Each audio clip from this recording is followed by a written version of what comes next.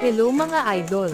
So for today's video ay tuturuan ko kayo kung paano mag-create ng foil balloons. Pero bago ko ituro kung paano i-follow nyo naman muna ako. Kailangan natin ng straw. Ito yung straw na kasama sa foil balloon pag bibilhin natin. Ganito lang gagawin natin mga idol. Itusok natin dyan yan ganyan.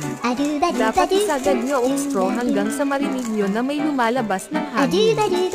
Diinan ang lobo at tupiin para mas madaling lumabas yung hangin. Same process lang ang gagawin sa ibang lobo mga idol. Naisipan itong mga lobo kasi sayang naman yung pinambili tsaka pwede din laruan ng mga bata pag maisipang gusto ng lobo. Pwede na din magamit ito sa mga susunod na panahon. Huwag nyo namang kalimutan na i-like ang video na ito, mag-comment at mag-follow. Maraming salamat!